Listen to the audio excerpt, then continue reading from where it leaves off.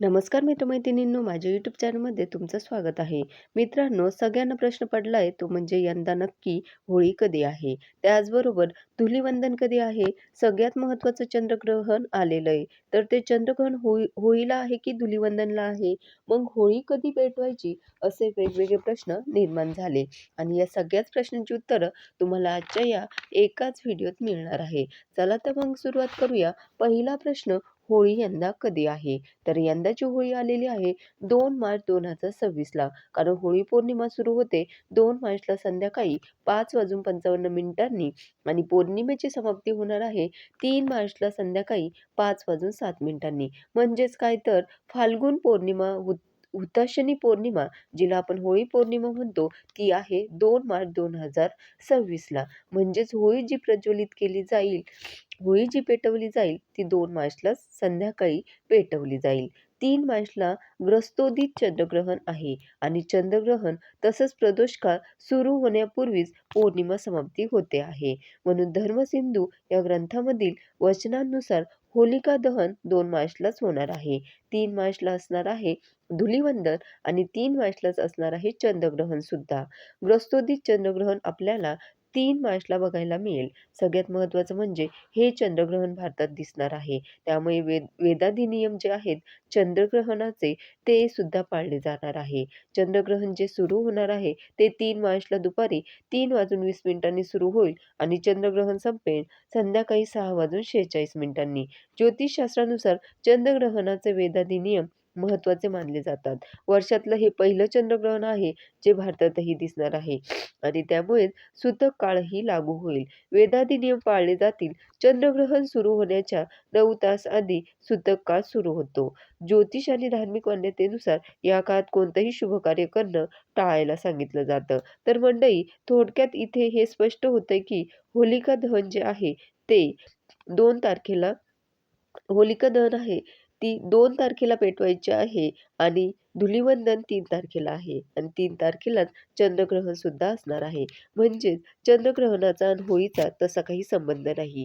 हिंदू पंचांगातील शेवटचा आणि निसर्गाच्या परिवर्तनाचा साक्षीदार असलेला फाल्गुन महिना, या फाल्गुन महिन्यामध्येच ही होळी पौर्णिमा असते. हिंदू पंचांगात चैत्र महिन्यापासून सुरू होणाऱ्या वर्षचक्राचा फाल्गुन हा 12वा आणि शेवटचा महिना असतो. शिशिर ऋतूचा हा दुसरा महिना असून या काळात निसर्ग जुनी पानं गाळून नव्या पालवीसाठी सज्ज होतो. 18 फेब्रुवारीपासून फाल्गुन महिना सुरू झाला आहे आणि या फाल्गुन महिन्यात जी पौर्णिमा येते या पौर्णिमेला आपण होळी पौर्णिमा म्हणतो. या होळी पौर्णिमेला सुद्धा निसर्ग जे करतो तेच आपल्यालाही करायचं असतं. होळीमध्ये जुने विचार जाळून टाकायचे असतात, नकारात्मकता जाळून टाकायची असते. सगळ्या निगेटिव्ह गोष्टी सोडून द्यायच्या असतात आणि नव्याने सकारात्मकतेला सुरुवात करायची असते. फाल्गुन हा वर्षाचा शेवटचा महिना असल्याने आणि त्यात होळी आणि धुलिवंदन वगळता फारसे मोठे सण किंवा शुभ कार्यासाठी मुहूर्त नसतात. म्हणून अनेकदा आपण उपरोधिकपणे म्हणतो की आधी उल्हास त्यात फाल्गुन मास. म्हणजेच काय तर शुभ कार्य खोळंबल्यामुळे काही जणांना हा महिना जरा अडगळीसारखा वाटू शकतो. तरी आध्यात्मिक दृष्टिकोनातून मात्र हा काळ महत्त्वाचा आहे. फाल्गुन महिन्यातील पौर्णिमा आणि अमावस्या ह्या दोन्ही तिथींना मनवादी तिथी मानलं जातं. मन्वंतर किंवा मनवादी म्हणजेच ज्या तिथीला सृष्टीचा पुन्हा आरंभ झाला असं म्हटलं जातं. या दिवशी शिव आणि शक्तीचं विशेष उपासना करण्याची सुद्धा परंपरा आहे. संध्याकाळी आहे, जी साधकाला फलदायी ठरते. फाल्गुन महिन्याची खरी ओळख म्हणजे धुलिवंदन आणि रंगपंचमी. होळी म्हणजे वाईट विचार आणि आचारांचं होलिकेत दहन करून मनातील आडी सोडून देण्याचा हा सण आहे. श्रीकृष्ण आणि गोपिका गोकुळात भगवान श्रीकृष्णांनी गोपिकांसोबत रंगोत्सव साजरा केला. म्हणून या सणाला आध्यात्मिक आणि भावनिक महत्त्व सुद्धा प्राप्त झाले. दक्षिण भारतात फाल्गुन महिना अत्यंत उत्साहात साजरा केला जातो. तिथल्या मंदिरांमध्ये अनेक लहान-मोठे उत्सव या काळात पार पडतात. फाल्गुन म्हणजे केवळ रंगांचे उधळण नाही, तर पुरणपोळीचा गोडवा सुद्धा आहेच. जुन्या वर्षाला निरोप देताना मनातील नकारात्मकता जाळून नवीन वर्षाच्या अर्थात गुढीपाडव्याच्या स्वागतासाठी सज्ज होण्याचा हा मधला काळ आहे.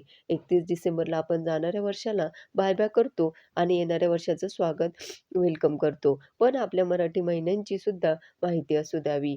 फाल्गुन महिन्यात सुद्धा आपण एका वर्षाला निरोप देत असतो आणि चैत्रापासून एक नवीन वर्षाचं स्वागत करत असतो. थोडक्यात काय तर मंडळी, रंग घेऊन आणि होळी पेटवून आपण एका वर्षाला निरोप देतो आणि गुढी उभारून एका नवीन वर्षाचं स्वागत करतो. तुमच्यासाठी येणारं हे नवीन वर्ष सुख समृद्धीचं जावो हीच सदिच्छा.